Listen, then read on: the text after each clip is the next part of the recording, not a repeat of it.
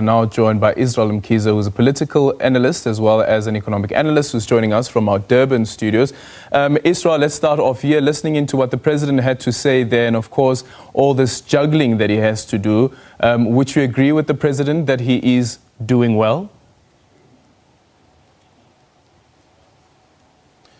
Well, obviously the president has to do some degree of spinning, if you will, send out a positive message. Mind you that these figures are coming out in the wake of his national State of the Nation address, which was casting forward a vision, a bold vision, a positive vision for the country, in particular around the turnaround strategy of the economy, as well as last week bold pronouncements by the Minister of Finance's budget, which was widely accepted, save for Labour, who are rejecting, obviously, the adjustments proposed in the public wage bill. So I expect him, obviously, to not sound alarms and so on, obviously, because part of the problem, as other analysts are saying, that falls on the indecisiveness that took place in the third quarter on issues of ESCOM. Mm-hmm. And the president also speaking there and touching on the wage bill, and you also mentioned now what happened during the budget speech that was delivered by the Minister of Finance, 169 billion rand that the government wants to cut over the next 3 years. And the argument from Labour has been that the government is negotiating in bad faith because an agreement has already been signed. How do you see government navigating this turbulence that could be there, because they are arguing that they will be taking to the streets?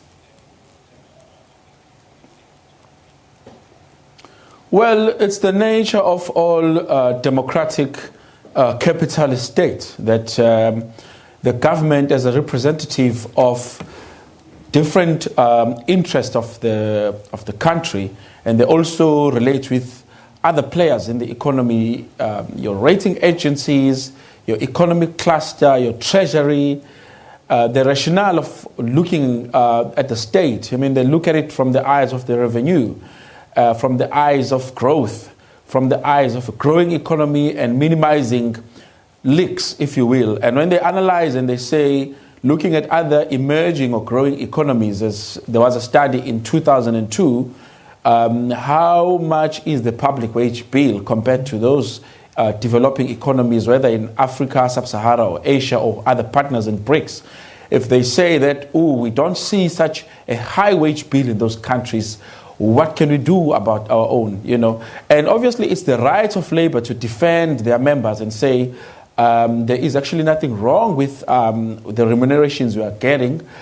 So I think the need that has to be identified is it the growing number of public servants, or is it the structural remuneration, which would obviously have to go as high as the top executives of government, so but those at the middle and the lower end, sure, in the budget speech, though, in the budget speech, the finance minister made it clear and said that in actual fact, over the past 12 years, the number of state staff members or state employees has declined.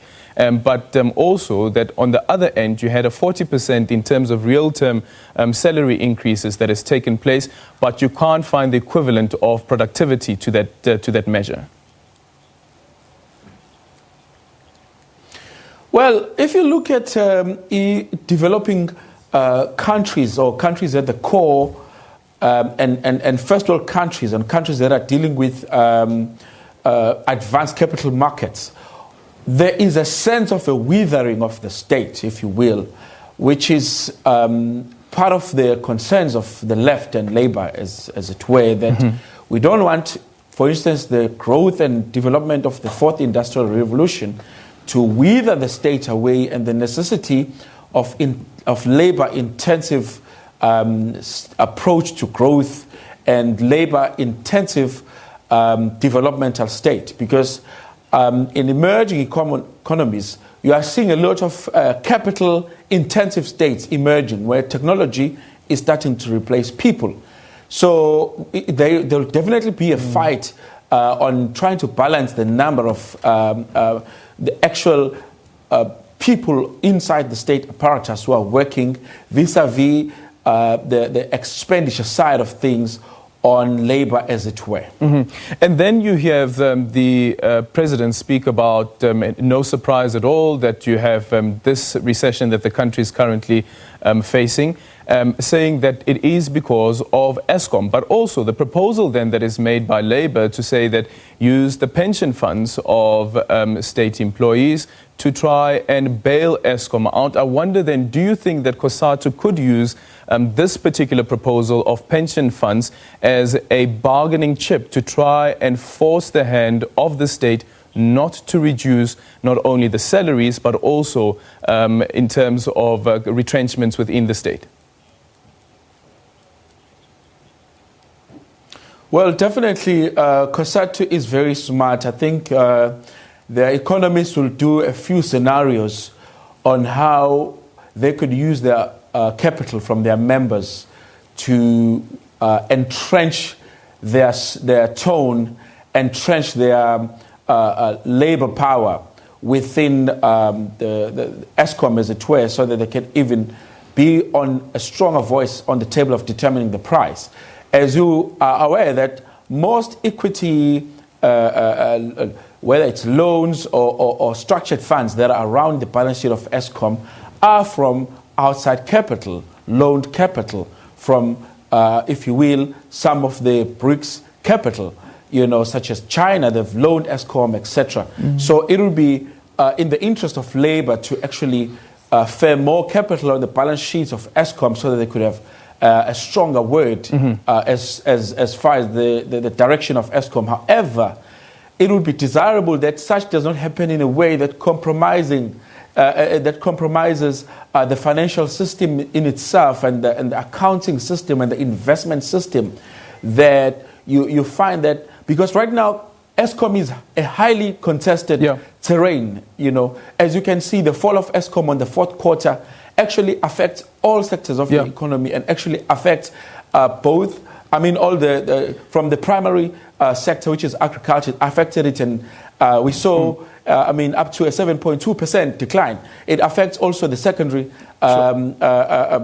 sector of the economy, your transport mix, and also the tertiary, which deals with the distribution. As well as manufacturing. So unfortunately, we're running out of time. I just quickly want to get in this question quickly.